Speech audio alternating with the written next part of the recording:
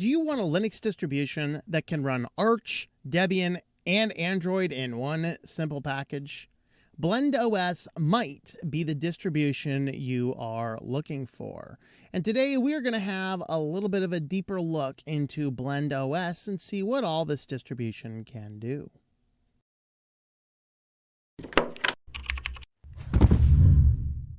Thanks for checking out this video by Switch2Linux, where we will teach you about Linux and trying Linux and why you might want to switch to Linux.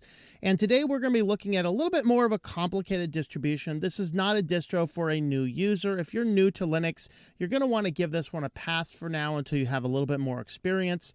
You're going to be using the terminal a little bit more in this one, and there are a little bit more complications in it, how you change packages around and things like that. But that being said, if you're looking for something that can run a variety of different things, including testing Android apps, you can go ahead and have a look at BlendOS. Now, this distribution is very new. It is just out recently. They have this one here that we're going to look at is version 4. This is based on Arch, but it is an immutable Arch. And what they're doing with it is they also say it is an atomic Arch. So declarative is fully declarative, allowing you to use custom packages, kernels, drivers, and desktop environments on a minimal atomic Arch Linux basis.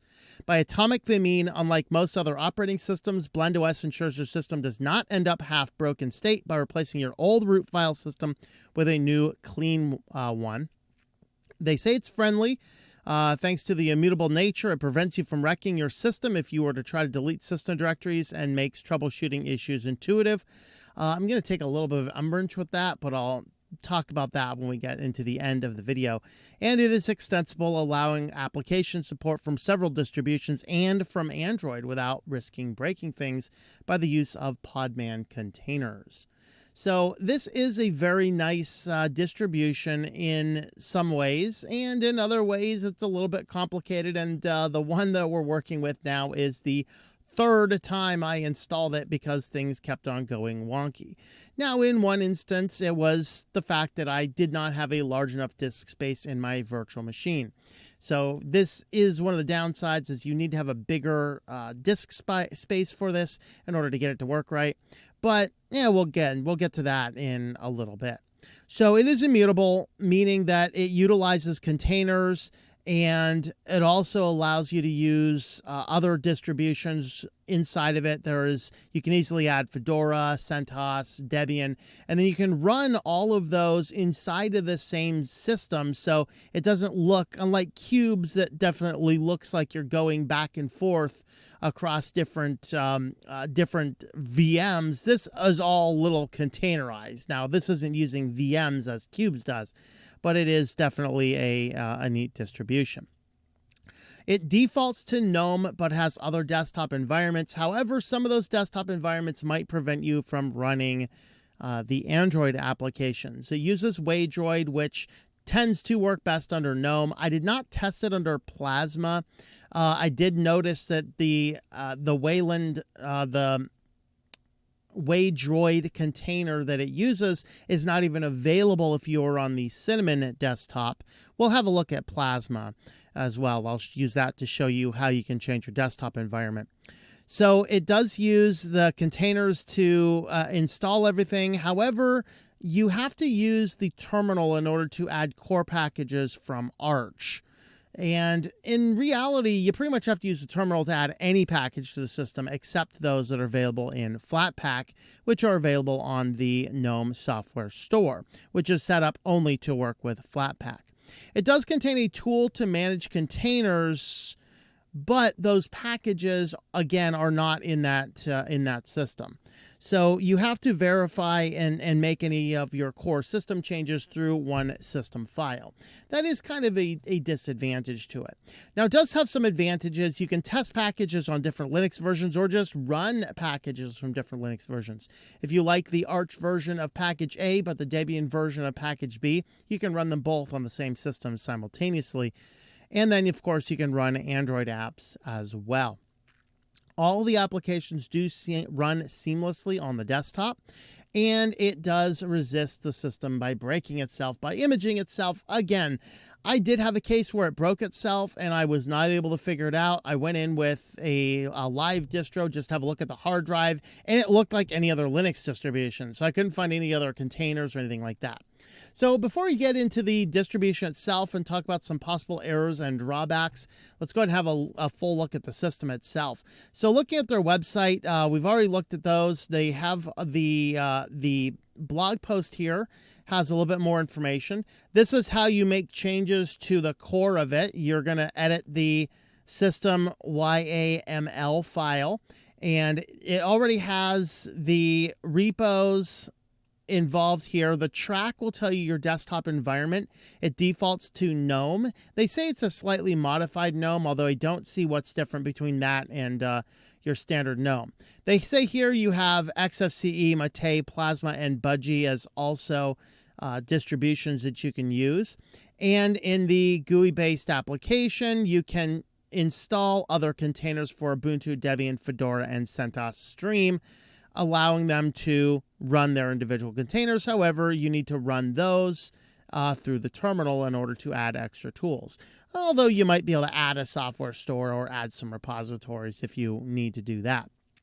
So that is about the distribution from their blog post. Their documentation has a little bit more information here. You can run NVIDIA drivers. In fact, if you install BlendOS on a system with NVIDIA drivers, it will automatically add those proprietary drivers to your system. If you don't want them, you're going to have to go in, edit them out of the system file later. You can run separate packages from the Arch repository or the AUR. From the Arch repository is just packages, and then Chromium, and then I believe it's packages, AUR-packages for anything that is in the AUR. You can switch to a variety of desktops. Here they mention LXQT, Cinnamon, XFCE, Mate, Plasma, GNOME, and Default GNOME. They say it has certain changes for a new user, but I mean, as familiar I am with GNOME, I didn't actually notice any major changes. We'll look at what that looks like in a bit. As far as the containers, out of the box, Ubuntu, CentOS Stream, Fedora. We have Debian testing. I didn't see that one in there, but maybe it's there. And we have Arch, so you can run an Arch container in addition to the immutable Arch system. And they have some information here on creating the containers via the terminal, although the GUI the GUI tool works for that. What I don't like the GUI tool for is updating the system. And the reason is the updating the system through the GUI, it has no status feedback whatsoever. You don't know what you're doing. And I did find that if you're trying to run a system update and you don't have appropriate disk space, it gets involved in a non-terminal loop. So it just keeps going. It will never stop. So if you click that button in the GUI and it never stops, you're going to be there a long time. All right, with that, let's go ahead and have a look at what the distribution itself looks like. So I did run this in GNOME boxes and in virtual machine. We're going to be doing our test today in GNOME boxes because this is the one I was able to set up that has not caused itself to explode yet. All right, so here is your default GNOME. And you can see it looks pretty much identical to every GNOME. I don't know what the differences are. Maybe there are a couple differences that you might be able to spot, but I don't personally see any. Over here, we have everything is, everything here is GNOME. No real issues there. So let's go ahead and see the about. So we're running BlendOS. We're running this. We have the AMD Ryzen. We've given it 6 GB. I've given it a higher disk capacity. I usually give a VM at 35. 25 is not enough. 30, I don't know if that's why my disk crashed. However, when I went and investigated the disk, it was not completely full. So that was certainly not the case. So I did give this one, though, a little bit higher of a system. Now, as far as the drawbacks, obviously that first one is it does take a lot more disk space. It is more complicated to use this distribution. No, it's not because it's GNOME. It's because in and of itself, to install software, you see we have a software store, but the only repos we have available to us here are FlatHub. So we can install any Flatpaks here without a problem, and they're going to integrate into the system perfectly. Now, what we need to do in order to do most of the system utilities is to use the system app. Now, this is a criticism if you're watching this as a developer. Please dock this system app to the dock, because this is the one thing that causes your distribution to stand out, and it's not even clear what it is unless you look at the documentation. So if we go in and click on the system app, you can see this is where we can add Linux containers. We have Arch, Debian, CentOS, Fedora, and Ubuntu. There's 2204. So if we wanted to create a Debian, we need to give the container a name. We'll just call it Debian, and click your button here, and it's going to run through an initialization phase. It's going to download the information it needs for the containers, and then it's going to create the individual container. Now, you will then see an option down here when this is done, and you'll be able to turn on the container, or if you simply click to open any app installed by that container, it will automatically create the container. While that is downloading, let's go ahead and have a look at that system file there. So we'll go ahead and pull up the terminal for this. And if you run your terminal, you're going to do your sudo nano /system YAML file, enter your password, and then this is what our default here looks like. So you can see we are on GNOME. I can change this to something like Plasma or Cinnamon, and I can also, if I wanted to, add some packages. And if you do packages, it's packages : and then dash and then a space. It's important to have that space in there. It will fail if you don't. And they did Chromium. So let's go ahead. Well, let's do Evolution. That's a application I would use on a regular basis. So you'd want to add any applications you want, one line at a time. And just trying to think if there's another application from the Arch repository I would use. Let's just go ahead and do the Chromium. Since we're thinking of things. So we need to exit here, and then you would need to then create, go into your system updates and update the system. But this is the one that has absolutely no GUI feedback. It simply sits there saying updating system. So I have found it's way better to update the system in the terminal because I actually see what is going on. So let's go ahead, though. We're going to wait for just a second before we update our system. And I'm going to wait for the Debian container to start, and then we'll show you how to use that. All right, now that it is done, you can see that now we have a Debian container here, and we can delete it, or we can hit the button here to start it. So now we have Debian running as a terminal. So now if I want to install something, so let's do sudo apt install. Let's do Bible Time. That's the app I use for doing Bible study. Now, notice the one big problem I have right here as a security issue is on any of these containers, it does not ask me for my sudo password. So if I'm doing updates in the main terminal, it does ask for a password. But once I have a container installed, there apparently is no security on this. That's a little bit leery to me. But you can see that it will go ahead and run any parent administrative task inside that container. Now that might be minimize my security and that is not impacting the whole system, just what's in this container. So I guess somebody could install a package without it, but probably not much of anything else. Okay, so it says our package is completed. Let's just go ahead and exit out of this. And let's see if that's been added. So Bible Time has now been added, and this is a Debian repository version of Bible Time. So let's go ahead and have a look at that. So that's 303. So if I were to install the same application utilizing the system file, I would get whatever version is available in Arch. Now, the other thing we can do is we can set up Android. So you come over here and you will have to enter your password. It does say here several times. I think it's like 6 or 8 or something. So just be ready to enter your password a lot. And what it's going to do is it's initializing all of the Android setup, and then you'll have the option to install either the Aurora store or F-Droid. Just keep doing this. This is not an error. It just does that. So this is a Aurora store. Of course, you can install anything from the Google Play Store without a Google account.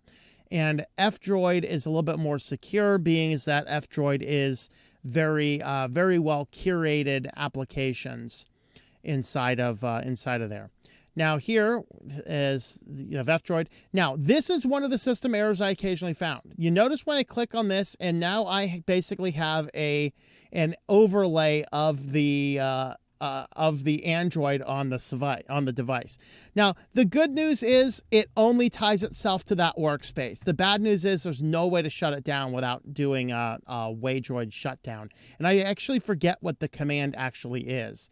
So let's go ahead and pull up our system file, and if I remember correctly, we can move it over there. All right, so now we got that on our second workspace. Let's just let Android stole the first workspace. Okay, let's go ahead and pull up F-Droid. Now, to be fair, I've only saw that Android show up a couple of different times, so it doesn't show up all the time. But it doesn't have a way for me to get rid of it either. It's kind of, it kind of seems to be like a little bug, which I think is probably more with Waydroid itself. And again, I haven't found a way to shut that down. Now, if you do want a way to shut that down, what I did is created a desktop icon, which I haven't done yet. So I'll show you how I did that. Basically, come over here and Waydroid, let's do Waydroid shutdown. I think that was it. Here's how to shut it down. Basically, you need to create a desktop. You basically need to run Waydroid session stop is what you need to run in the terminal. So if you do that, you should be able to solve that issue. Let's go ahead and give that a try. So let's bring up a terminal here and do that. There you go. Wait, we just killed Waydroid. Good deal. All right. Let's see if we can open F-Droid without that showing up again. Okay, now it's starting Lineage itself. Now, the good news is once it does this, we don't see that Android overlay. So this is actually what I would like to see. So this is going to start Waydroid, and it should be running silently in the background without a full GUI overlay. That's the result that we want.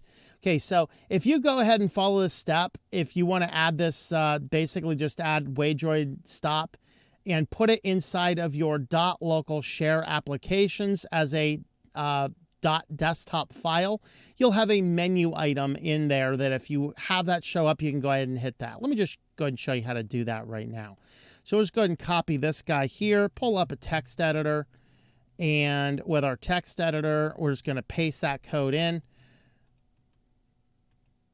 And the only error is this icon location doesn't exist. And I forget exactly the location, and I'm not going to go hunt for it right now. Just need to find an application and an application icon. So this just shows you what menu item shows up. And let's go ahead and save the file if I can. Can I save the file? There we are. Okay, so we're going to save it. You need to open up your hidden. So I'm going to do Control-H to show the hidden files. Drop this guy into .local, .share, .applications, and we are going to call it Waydroid stop.desktop. Save that file. Now that that is saved, go into your menu, and you should have, I think we'll have to restart the computer. Once we restart it, you're going to see an option in your menu. Oh, there it is. It's here. So this will kill everything related to Waydroid. So if I hit that, you'll see that the F-Droid has stopped, Waydroid has stopped, everything has stopped. So if I hit this again, it might relaunch the Lineage application again.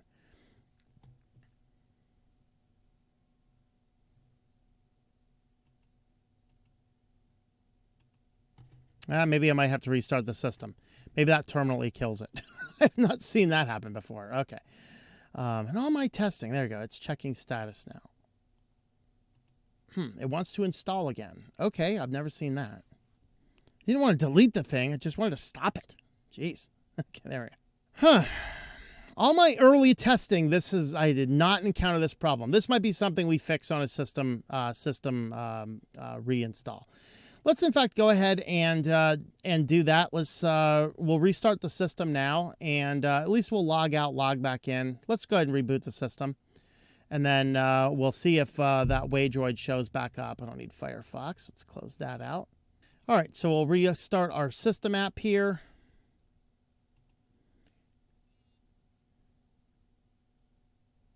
So it's checking the status.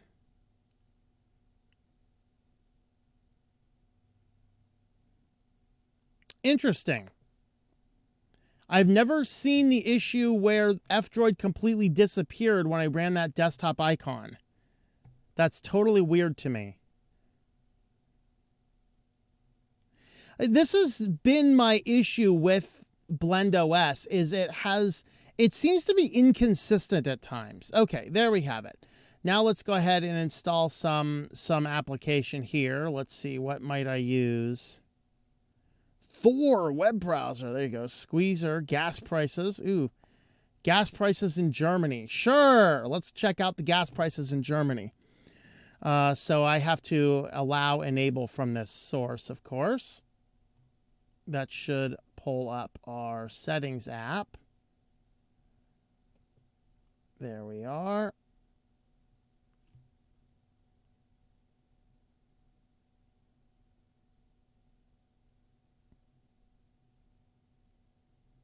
There we are.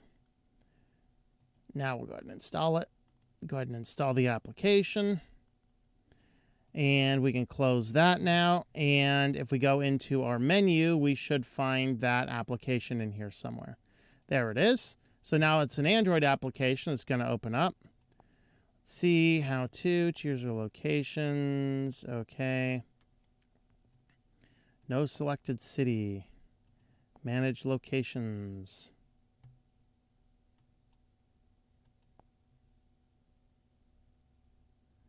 It did say it was Germany, right? I don't think I'm going to be able to get anything else. Let's see.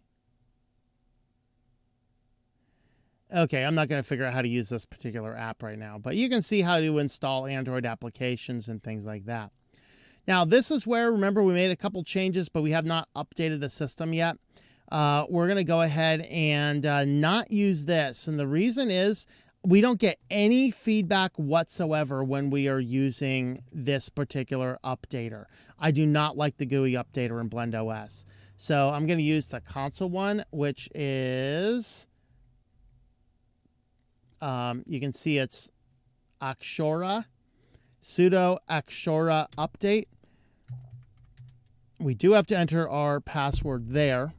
Now it's checking all the system, and it's going to be installing the two applications, which were Evolution and Chromium.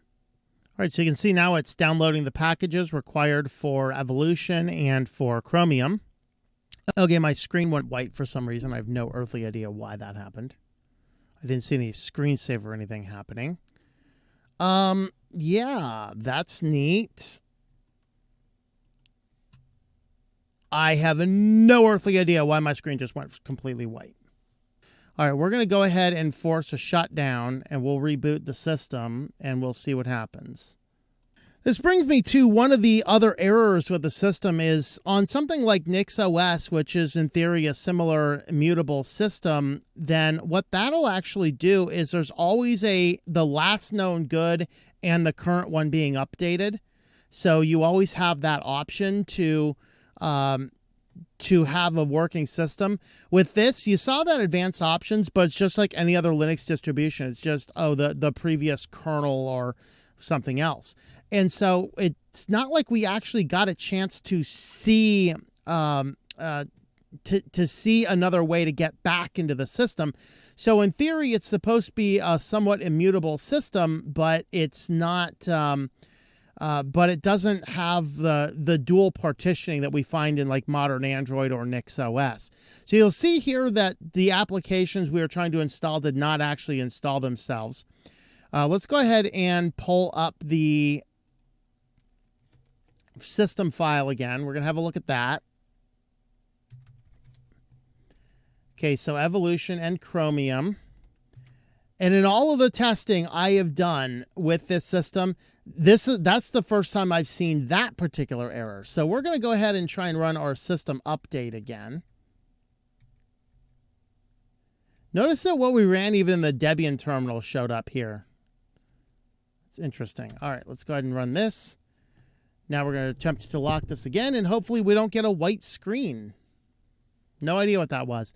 So it looks like what happened is it didn't successfully update, and so it did fall back to the previous one. So it's like the only way you will get into the other system is if that update completes. So shutting down the system in the middle of that white screen didn't actually crash the system. That's the good news. So if there is an error like that, it's pretty much is safe to shut everything down. Where I've had issues is installing packages, it said it's safe to reboot, and I wasn't able to get back into the system. Again, slightly lower disk space, and on VirtualBox, that may or may not have been the difference. But we'll go ahead and leave this sit here for a few minutes and let it do its update thing, and then we'll be back.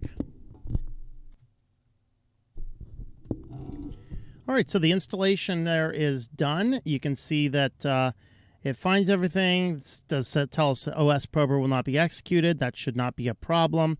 It does say that they've added the boot menu, the boot item for the firmware settings, and everything is downloaded. So now we can reboot the system. So let's just go ahead and reboot. So now we are back into our system and come down here. We have Chromium over here and we have Evolution over here. So we still have both of those as good options. Hey, let's see if F-Droid is still over here and working. It looks like it's going to restart. Yeah, so it's going to, you'll notice it's going to restart our Android container. So that's perfectly fine. This is an expected behavior with running Waydroid.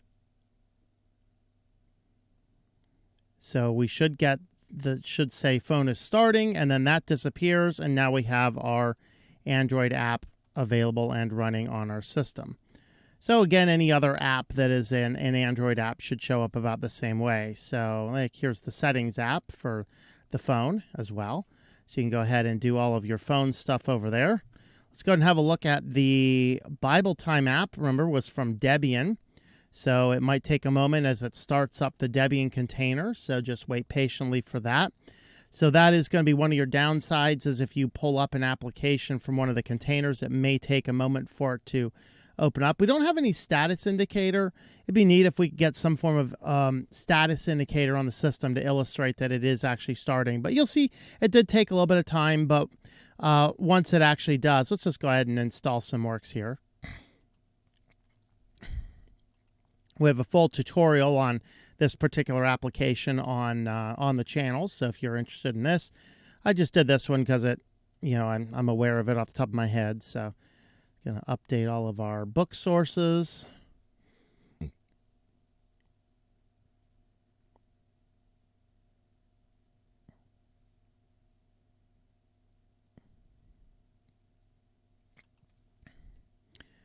And we'll just use those defaults. English. Let's just install a good old classic King James version, right? We don't want to install a lot, just to make sure everything works. So now we're downloading. Hit finish.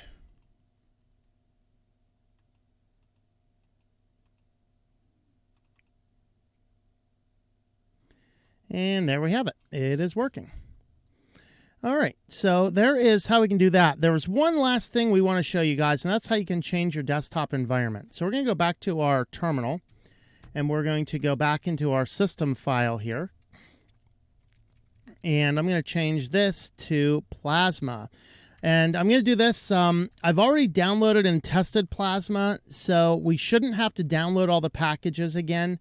I hope we don't. It should just have to rebuild the container with the packages that are in there. I do want to test if Waydroid works on Plasma 6. I know it does not work on Cinnamon. I did not test the other desktop environments. So let's go ahead and close out of here and update the system.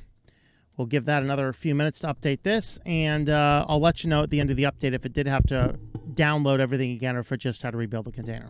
So checking out the log, it's still doing its update, but checking out the log, there is nothing it had to download. So you can see total installed size. So it's just making some changes to some basic core packages. And then down here, it's just working on what the transactional data would be. And then here's all of the packages. And then you'll see down here, total install size and net upgrade size. So you'll see that it did not actually have to download anything. It just had to create the new package. All right, so the update is complete, and I did notice Waydroid did install. Go ahead and hit our reboot command, and then we'll see what happens. You can see we are now on a Plasma setup. We also notice that the GNOME initial setup user is still here. Not sure why that is, but we'll go ahead and leave it. Of course, default is Plasma Wayland with the option of doing Plasma X, and you can see that we are starting up, and we are here on Plasma. So here is Chromium's installed down there. Let's see what's in our menus down here. Here's Waydroid, so you can see that we can pull up various things. Let's pull up the calendar app for Waydroid. This might start our lineage again. You can see that. And then with any luck, once lineage starts up, that'll disappear into the background, and we should have our calendar app show up. Well, maybe. Calendar app, are you there? Not sure. Let's load up F-Droid since we've seen that working before.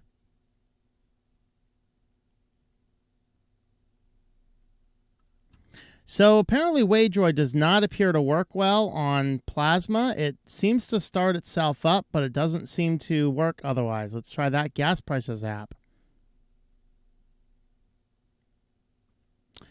Nope. Let's go ahead and close that one down. So I don't know. Something Waydroid says it's there. Let's see. Terminate calendar. Wait longer. Let's just terminate the calendar. Let's go with, hello, Lineage, what are you doing? Okay, apparently Lineage wants to restart itself. Maybe there's just something broken on Waydroid on Plasma. So if you do, oh, wait, hold on. Oh, look at that. We did get it. Well, apparently we just needed to wait for it a little bit while longer there. Patience, Grasshopper, patience. Let's try out F-Droid now. Let's see if that works. Hey, there we are. So apparently things are working. It says there's no internet. Do we have internet? This says it's connected. Let's see if Chromium has internet. Apparently, Waydroid does not have internet, I think.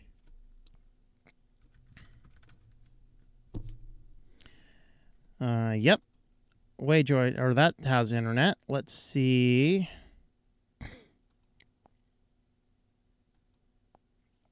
Yeah, it looks like Waydroid does not seem to have internet access for some reason. Not sure about why that is. Look at settings real quick. And let's look at the Waydroid browser. Let's see if that has internet. So no, apparently Waydroid does not have internet access. Not sure why. The system does, but Waydroid does not. There might be a setting in there somewhere, but since this is not a video on Waydroid, we're going to ignore that for now. Note that it was working fine under GNOME. It is not working fine here. So for whatever that happens to be worth. Let's go ahead and have a look at our, this is that issue where's that setting, that system app at? There it is. It's called System. Okay, go away. Close Waydroid browser. So this says it's there. What the browsers? They go away, browser. Go away. The zombie browser will not die. Zombie browser, go away. Okay, fine. You've done it. You've done it. Waydroid, stop. I'm going to kill it. Ha ha! Success. All right. Here's our Linux containers, of course. We can add more if we want to add more. We've already shown you how to do that. Desktop does look good. I mean, it's Plasma, working well. Waydroid's being a little wonky. Not sure what's going on with it. But that might be something to look into. Maybe there's some issues with Waydroid on Plasma. Every time I've tried to use Waydroid, I've always needed to use GNOME to get it to work right. So maybe that happens to be it. But hey, at least it's here in theory. You can do some offline things with it. And here's how to see how you change your desktop environment and things like that. So there is our look at BlendOS. Definitely an interesting distribution. I still find a few little odds and ends with it that I would not want to rely on it for my main distribution, and it is still fairly new. And so we'll see what happens with it down the road. I love the concept and how it works, and the integration right now is pretty cool. So BlendOS is working out pretty well. I do like the concept. I would probably recommend, if you want to use it, probably stick to GNOME, unless you have a major reason why not to, because things seem to work a little bit better over there on GNOME for it. You do have the options of the other desktop environments, particularly if you don't need any of the Android stuff. So there is some issues. Now, in all of my testing, what are some of the possible errors / issues that I've had? The first is, as I said, there is the one system application, which really is definitive of BlendOS, and it is just something simply called system. The developers should change it to be like BlendOS settings or BlendOS app container management or BlendOS management. Call it something other than system. Okay. Also, that should be pinned to whatever menu it is. If you're using GNOME, pin it to the bottom of there and give it an icon that is maybe your BlendOS icon. Those are major things that can be done to greatly improve the user friendliness so people know what they're looking for when they first jump on in. The second one is the Waydroid, and this might be an issue with Waydroid. Obviously, here in Plasma, it was not working. But I also had that other issue where sometimes you'll just get that phone overlay that you can't get rid of. Having a way to get rid of that would be nice. That might be an issue with Waydroid, not with BlendOS, but it is something that occurred once in my testing and once here when we did the filming. Also, if you have low disk space available, the update does not fail. It keeps in a non-terminal loop. I was able to spot this because I was doing the updates in the terminal, not through the GUI. So it would appear if you do your updates through the GUI and you don't have enough disk space, you will never know it's not doing anything other than a non-terminating loop. So that should be looked into, and if there's not enough disk space, you should fail the update rather than continuously try to install it. What happens is it gets to the bottom, it says not enough disk space, and instead of failing, it goes back to the top and starts to rebuild the container again. And it does it ad infinitum until you manually stop it. Now, fortunately, the good news about the distribution is that if you manually stop it, no changes are made to the system until that is completely successful. So if you do have to interrupt an update, just reboot your system. You're going to go back to the last known configuration. But they don't save the last known good configuration like NixOS does, at least not that I can tell. So if you do have some weird issue going on NixOS, on that initial boot up screen, you can load the previous known good configuration and you can load the next good configuration. You don't have the option for that here, and although that would probably increase the disk space usage, it's probably a good trade-off to do on a distribution like this that is being immutable and containerized as it is. So that is definitely something that should possibly be considered. And I did find the system became unbootable a couple times, even on this when I installed Evolution and Chromium. I cut the part out. I had to try and reboot the system like 4 times before it actually took. That possibly, though, is an issue with GNOME boxes, as I've encountered that on other distributions. But remember, on VirtualBox, I do have a system still technically installed that is perpetually stuck in a dead state. It will not boot. And that is after trying to change to the Cinnamon desktop. However, the Cinnamon desktop does work here on GNOME boxes. It just doesn't work with Wayland stuff. And also, I did find that no password on installing apps on the containers might be perceived of an issue, but I'm not totally sure about that one. I'll let the security researchers weigh in on that one. But overall, BlendOS is definitely cool. It is not the distribution for the new Linux user, but if you're looking for more experience or to try something new or to look at a neat, new, novel concept, BlendOS is definitely something to check out. So go ahead and have a look at it. And I do have a previous video, although it was with a very, very early release of BlendOS, so this one's probably a much better take on all that. I do talk about Arch and Debian and Waydroid on all their own separate respective videos, so you can have a look at some of those. And with that, guys, thank you for watching. And if you'd like to subscribe to the channel, if you've not already done so, go ahead and please do that, and we will see you next time.